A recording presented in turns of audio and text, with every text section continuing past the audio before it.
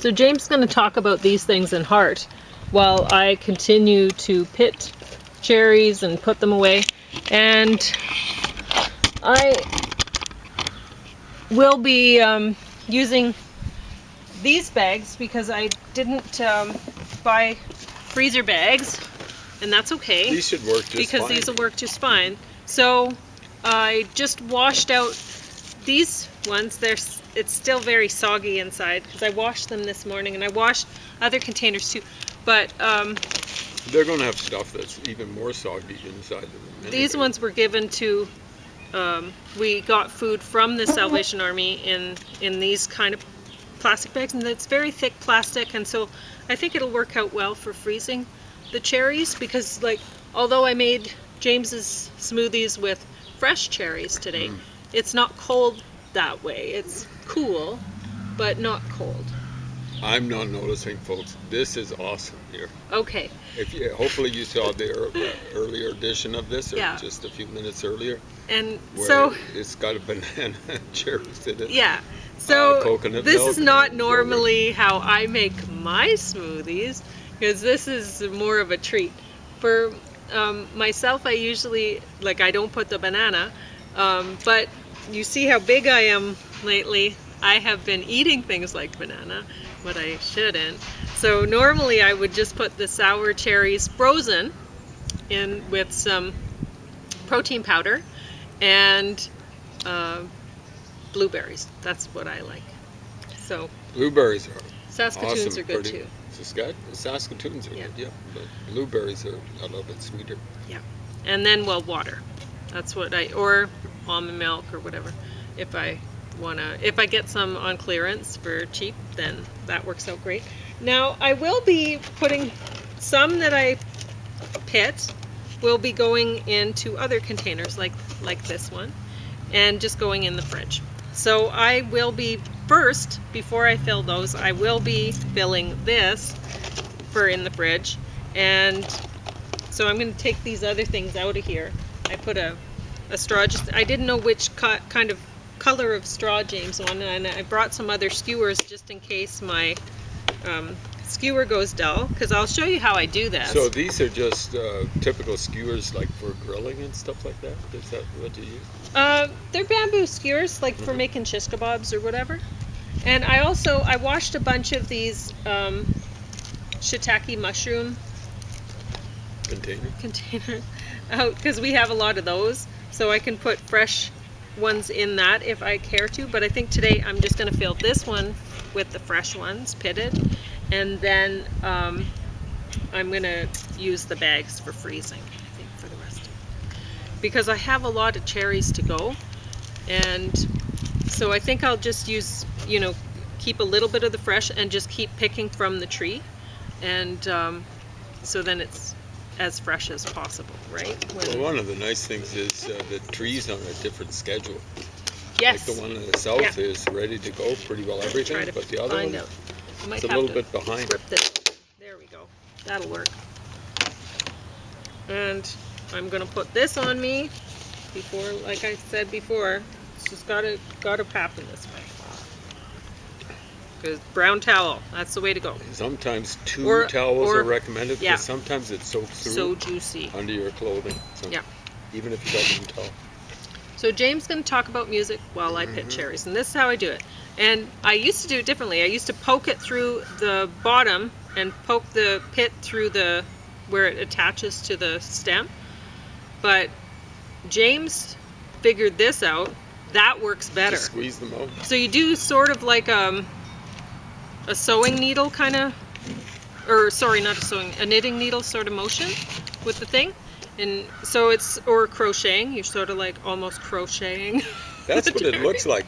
Although I don't think I've ever done either of those. I think I've done a little bit of knitting way back in the day. Well, you should crochet. It's awesome. Well, I love crocheting. Well, it's a good way. If I had some way of keeping a book here, like. You only need one hand for crocheting. Wow, okay. Really? How does that work? Well, you can kind of hold your book and what you're working on with with one hand, Okay. and you only have one needle with Okay. crocheting. It's one hook, right? And you So just much hook I it. know. I've So, never crocheted. You Was don't really knitting.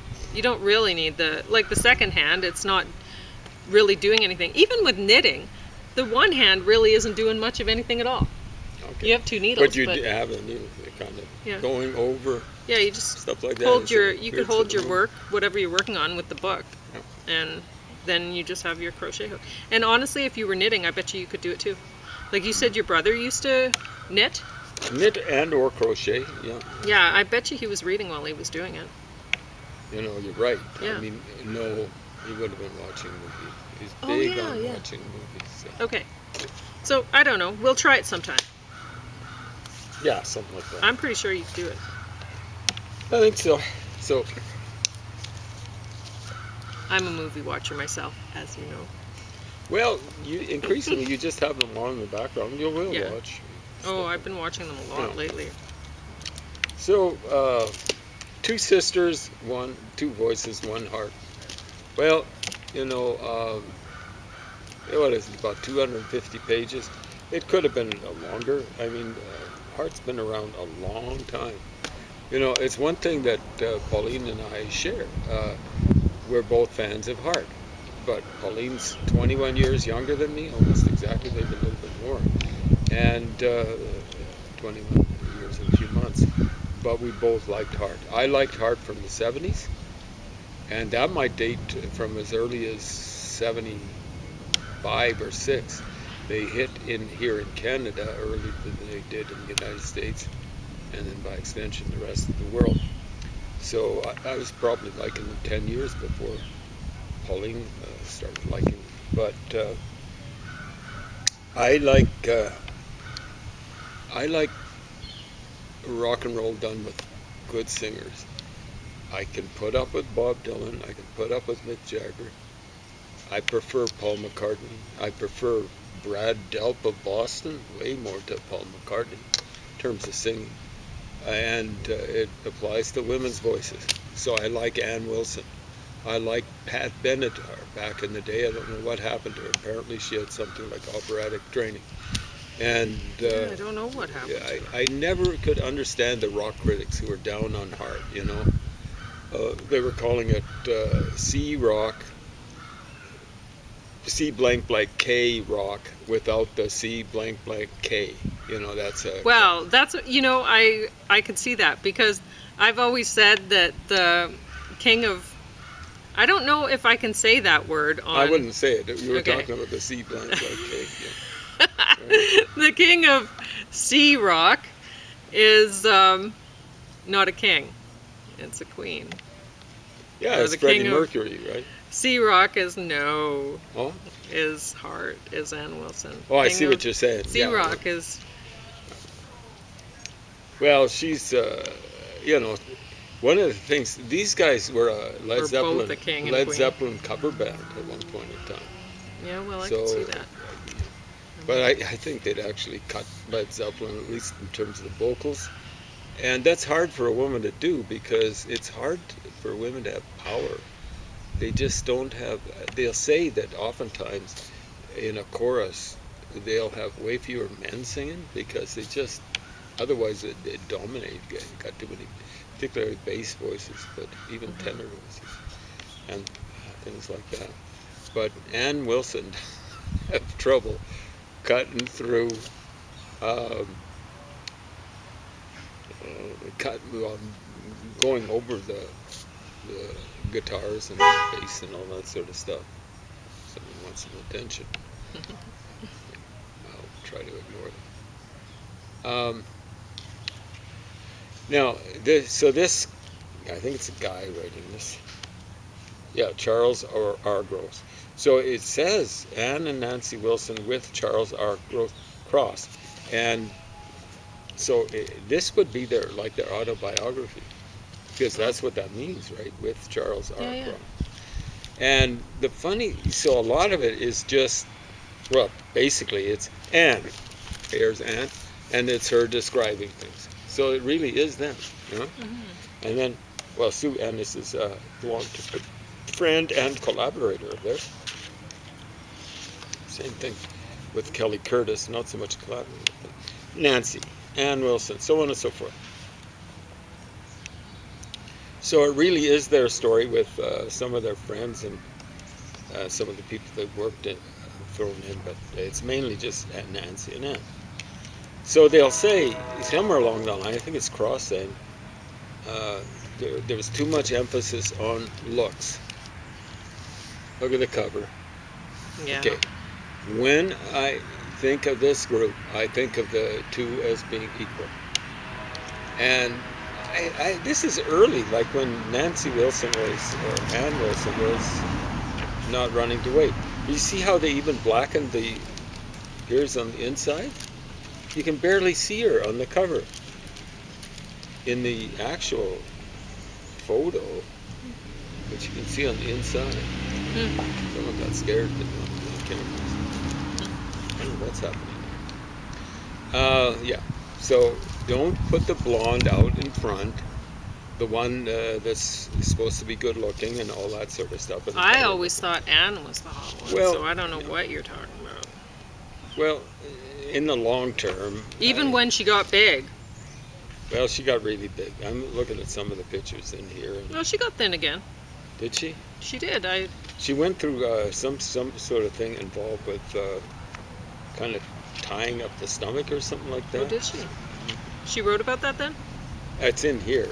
I don't know if it's in the song, but it's in here. No, I just meant I don't know. There's one picture where she looks as though she's pregnant or whatever. I don't know. Anyway, I'm talking about conventional looks. You know what I'm saying? Here, in this picture, Nancy Ann Wilson is, as far as I'm concerned, as good looking as Nancy Wilson. So they're saying people are always dwelling on the looks. I'm kind of dwelling on it because, because they're pushing it in your faces. And that's not what it should be about. I'd rather see a picture of them performing on stage or something like that. So I liked them before I ever knew what they looked like, folks. I like the sound. There's some pretty good photos in here, obviously provided by, family and so on and so forth. I always thought Ann Wilson was the oldest girl in the family. She's older of the two girls that were in the group, but they had an oldest sister. So they're a middle sister and a youngest sister, as it works out. Some good pictures. I wish they'd identified more of the members of the band, the earlier members of the band, and they were actually hot looking. You can see some of these guys. Mm-hmm. They're like going, like this guy eventually, I think Nancy Wilson went with him. He was a bit of a scoundrel. And she went with him too, and he was maybe even more of a scoundrel. But that's silly. Here's Magic Man. He's kind of a handsome guy. Doesn't look really masculine, but he's I don't know. Maybe say. I guess he did the job for Anne. For a while. Anyway. I don't think he cheated. This is his brother. He was a cheating chimp. This guy, lounging on the engine of a plane. Here they are with the members of Queen. You see Freddie Mercury's cozying up with Nancy. Yeah. Joe Perry is enjoying the guitar, is enjoying cozying up. But look at Ann Wilson. Everyone's gravitated away from her. You see that? Cozying up with Nancy. Everyone's gravitated. It's hilarious. You guys wouldn't be able to see it. It's a phenomenal picture.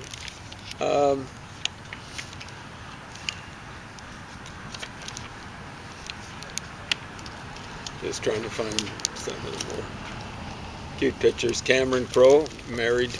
So he's written a lot of movies. Jeez, I like this guy. He wrote scripts for a lot of movies. Fast Times in Ridgemont High, or was that the name of the movie way back when? Stuff like that. All right. Looks like people want to get in on the act here or something like that. So, would you recommend the book to people? Hi, how's it going? Pretty good, thanks. That's good. You got a lot of plants. Yeah. Yeah, some nice ones too. I tried for the first time ever potatoes in Oh, a container. Oh yeah? yeah. Oh, they're doing fine. Oh, good. Yeah, I went on to the YouTube video Mhm. explaining how to do it. Oh Yeah. yeah. So just like you hill a potato, Yeah. if it's in a row, you hill it in the pot. Nice. So you Yeah. get it going, and then you keep adding soil. Oh, good. Well, glad to Cross hear our it's going well. fingers. Yeah. And tomatoes, cherry tomatoes. Yeah. Well, good. Yeah. Hello. Hey, how's it going? Good. How are you? That's good. Good. We're doing almost as good as these plants. You know what Yeah. I'm saying? It's It's a kind of like a perfect day victory in garden summer, there, so. food there, but also decorative, right? You know what a victory garden is, right? Right. For Yeah. food. Yeah, that's right. Good. World War II, wasn't Yeah. We're, It should. Well, it should be now. We're in for bad we're economic doing times. the Terrafor Victory Garden. Yeah. So, alright.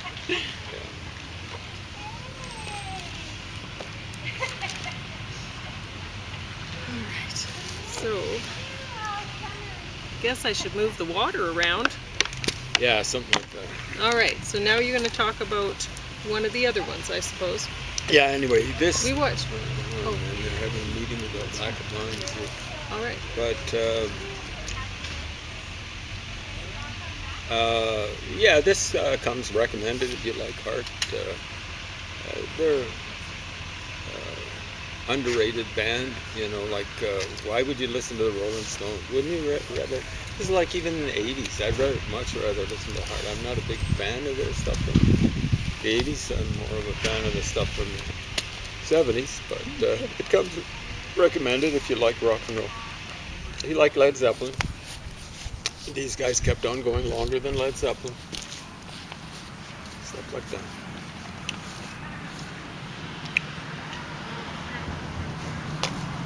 So I guess I put the Who thing on top of the. So this classic album is next. It's quite good. The album and the analysis of it. They've got Pete Townsend talking a lot about how he put stuff together. It's got him doing, I think, what looks like a almost complete version of Who's Next, with him singing it. He's not a great singer, not a bad singer, really. But he's just accompanied by his acoustic guitar, so there's no John Entwistle and electric bass. Pete doesn't have his electric guitar, and no Keith Moon in the background. Rolling thunder on the drums. They've got some good interviews with a variety of different people. The one I liked the best was Lynn Johns, one of maybe the greatest engineer / producer in rock and roll history. I hope he's still around. Lynn Johns is awesome. I talked about this one in the previous podcast. Just looking at that truck, it's like a 10-story building.